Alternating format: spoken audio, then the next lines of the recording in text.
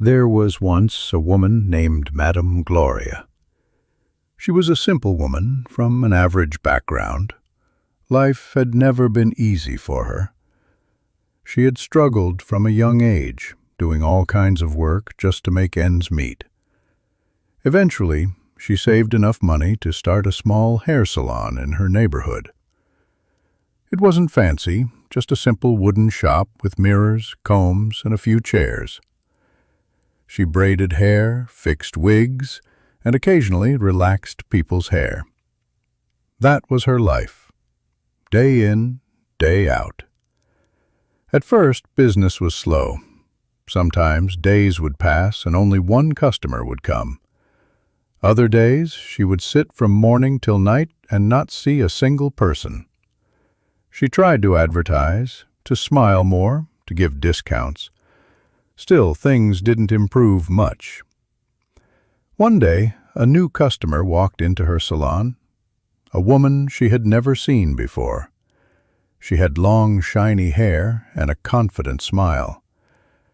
"I want to braid my hair," the woman said. "Make it neat and tight." As Madame Gloria worked, they chatted. The woman was friendly and asked questions about the business. She kept watching closely as Gloria swept the floor and packed the fallen hair. When she was done and about to leave, the woman said something strange. "Please, can I have my hair, the one that fell off while you were braiding?" Gloria paused. "Your hair? Why?" The woman smiled. "I just need it. I believe it carries energy." "Well, I usually sweep everything and throw it away. It's all mixed," Gloria said. "Please," the woman begged, "just give me anything you can find, even if it's mixed with others. I'll pay." Madame Gloria was confused and suspicious. "No, I can't give you hair that belongs to other people. That's not right. I throw them away. That's it." The woman smiled again, strangely this time. "All right, but I know you have something special. You just don't know how to use it yet. If you ever change your mind, call me." She handed Gloria a card and left. Gloria tossed the card in her drawer and forgot about it. Days passed, then weeks. The salon was still struggling. Bills were piling up. One night, tired and frustrated, she remembered the woman. She took out the card and dialed the number.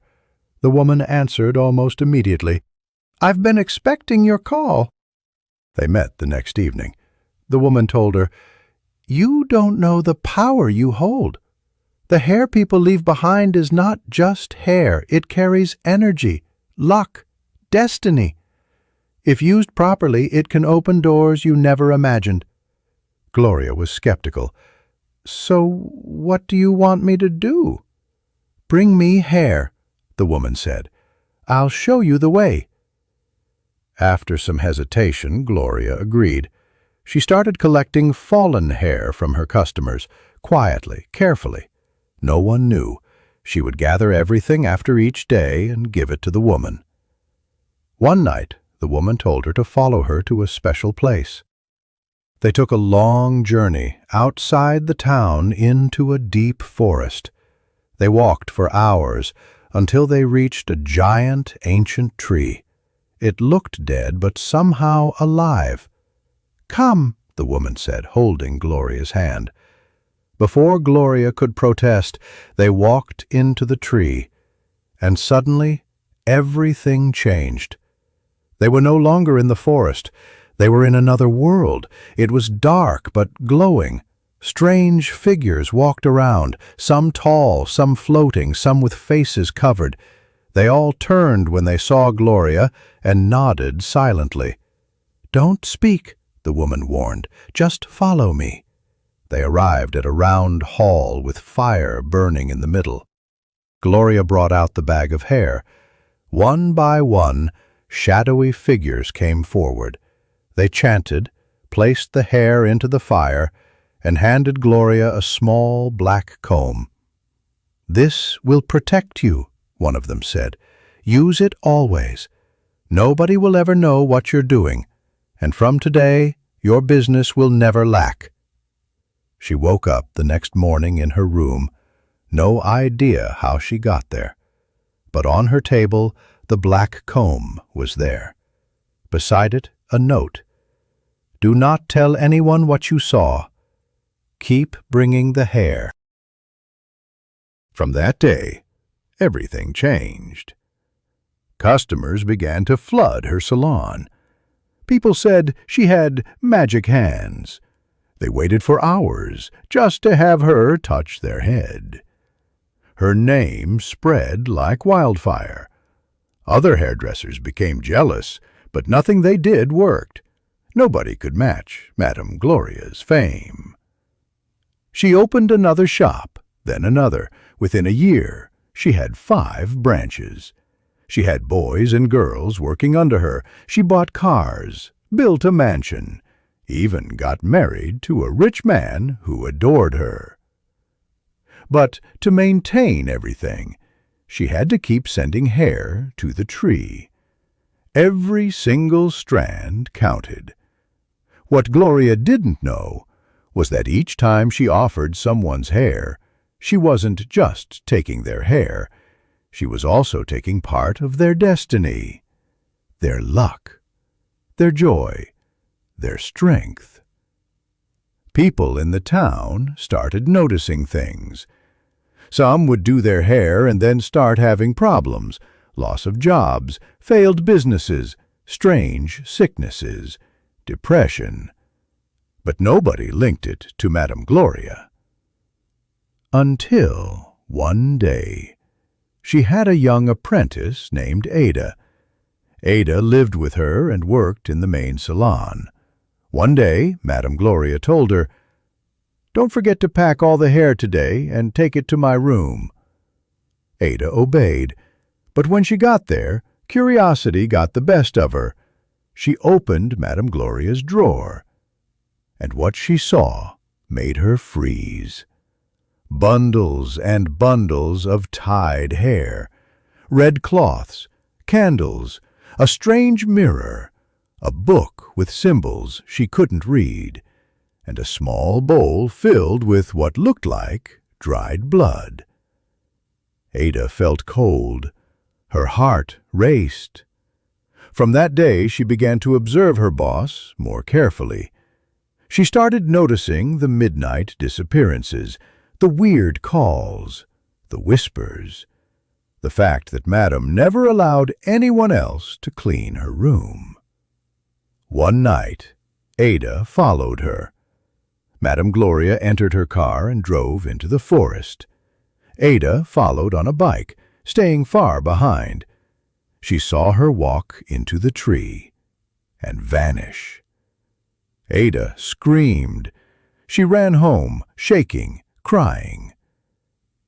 The next day, Ada told a trusted priest what she had seen. He warned her not to return to the house, and that she must report it to the elders. The town elders gathered. A night vigil was called. Prayers were said. People were warned not to make their hair with Madame Gloria again. But Madame Gloria knew someone had spoken. At first, it started small. A few clients canceled. Then more began to avoid her shop. The once busy salon now sat in silence. Her apprentices whispered among themselves. Her husband became distant after confronting her, and she denied the rumors and said Ada was hallucinating. Money started slipping through her fingers like water. She couldn't sleep. Her dreams were filled with shadows. She would wake up gasping, drenched in sweat, hearing voices in her ears. You broke the rule. Her mirrors at home started to crack on their own. At night she would hear the sound of footsteps around her house, but no one would be there.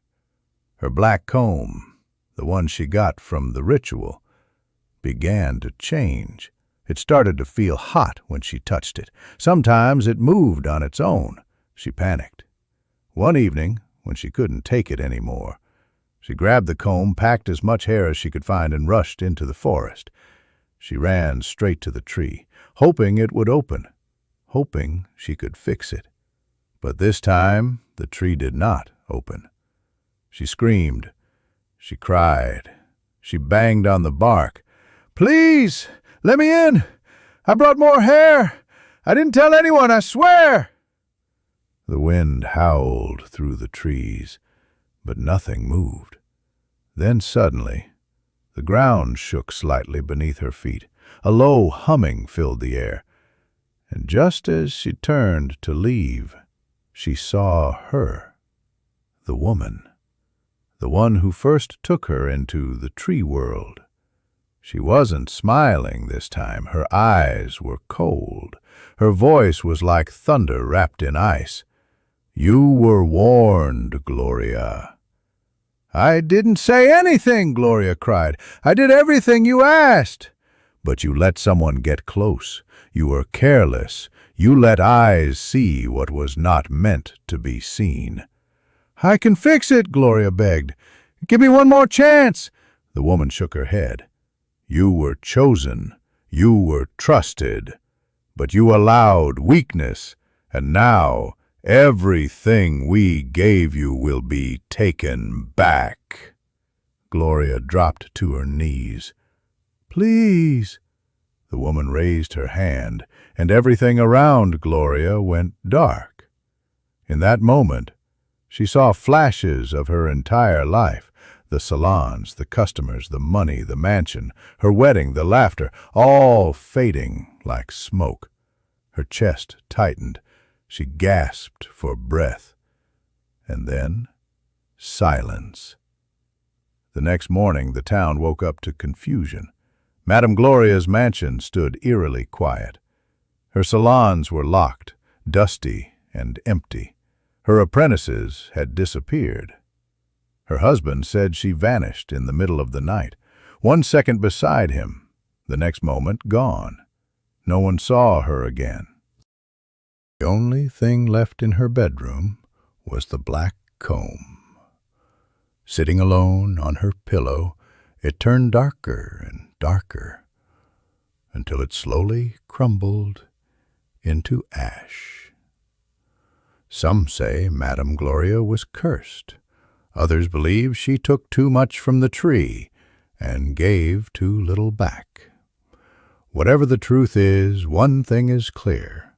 Her salons are gone, the comb turned to ash, and Madame Gloria never seen again. But what remains is the lesson. Be careful who touches your head. The head is not just physical. It carries your identity, your glory, and your destiny. In this world, not every hand is clean. Not every smile is innocent. Protect yourself, spiritually and physically, because not every hair salon is just a place for beauty. Some are altars in disguise. If this story spoke to you, don't forget to like, subscribe, and turn on the bell icon so you never miss another story like this. Got something to say or a story to share? Drop it in the comments. Let's talk about what's really happening around us. Thank you for watching. Until next time, stay wise, stay protected, and stay woke. Be careful when they touch your head. Don't be every hand way pure like that. Some they smile but their heart made that. Protect your crown, make you no fall flat. Glory no be by force or jam. No shout out we no get harm. Madame Gloria show us say some beauty not just this guy. So it got you on there, like and share, subscribe, share, share, drop more care. Drop your comments with your praise is small. Stories to go open your eye and teach you law. Don't be every side love me, just for care with something I have. Shine your eye well.